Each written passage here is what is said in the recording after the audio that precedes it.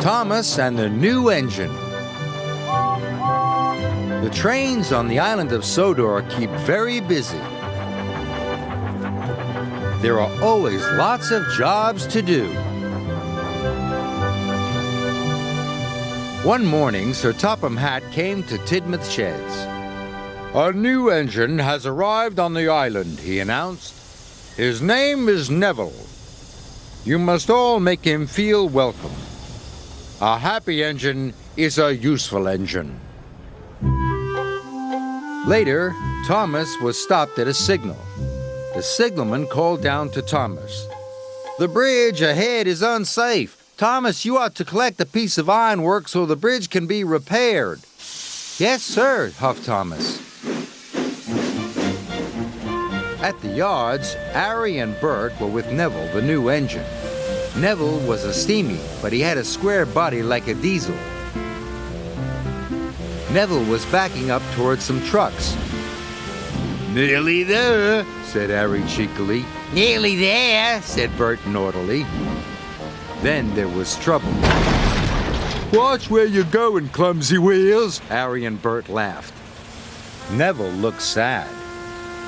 "It's not our fault if you're a silly steamy," oiled Bert, and they laughed even harder. Thomas arrived at the yards. He could see Harry and Bert laughing with Neville. That must be the new engine, he thought. He must be friends with the Diesels.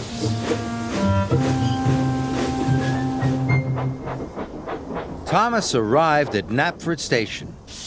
"Have you seen the new engine yet?" asked James. "Yes," said Thomas, "but we'd better be careful. I saw him at the yards with Harry and Bert. They were laughing together." James was shocked. A steamy, friendly with Diesels? As Thomas left, Edward pulled in. "Have you heard about the new engine?" snorted James. And he started to tell Edward all about Neville. Later, Edward was taking on water. He was talking to Percy. "That new Stevie Neville is best friends with the Diesels," Edward puffed. "He doesn't want to be with Stevies at all." "How do you know?" peeped Percy. "James told me and Thomas told him," whistled Edward. Later, Percy met Emily at a red signal. "Don't go near Neville, the new engine," he told her. "The Diesels have told him to biff into Steamies. Edward told me. James told Edward, and they heard all about it from Thomas." When Thomas arrived at Abbey Station, Sir Topham Hatt was there. "Thomas, you must warn all engines not to cross the bridge until it's repaired," he boomed. Thomas felt proud. It was a very useful job. Just then he heard a whistle. Someone was coming. Thomas had to warn them. It was Neville, pulling Annie and Clarabelle. Thomas was shocked. Annie and Clarabelle were his carriages. "Hello," puffed Neville cheerfully. "I'm not talking to you," Thomas huffed crossly. Neville didn't know what he had done. Then Emily pulled in next to Neville. "Hello," said Neville happily. Emily let out a whoosh of steam. "It's no use trying to make friends with me. I know you're going to biff into all the Steamies, just like Harry and Bert told you to." Thomas was surprised, but the station master blew his whistle, and Neville puffed sadly away. "Where did you hear that Neville is going to biff into all the Steamies?" Thomas asked Emily. "Don't you know?" Emily whistled.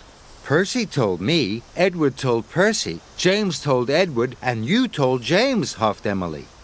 "But I only said to James that I'd seen Neville with Harry and Bert." Then Toby arrived. "Have you heard about Neville, the new engine?" he puffed. "Henry saw Harry and Bert be horrible to him at the yards." Emily was shocked. Thomas couldn't believe it. Neville wasn't friends with the Diesels after all. Where was Neville going, Emily tooted. Cinders and ashes, cried Thomas.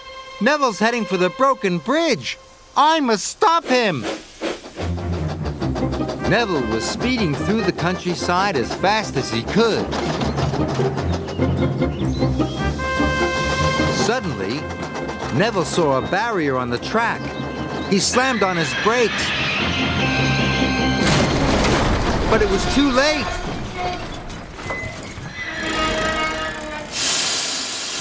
Neville was in terrible trouble. He was on the broken end of the bridge. Thomas knew it was all his fault. Suddenly, he had an idea. Thomas steamed slowly and carefully onto the bridge. He gently bumped Clarabelle and was coupled up.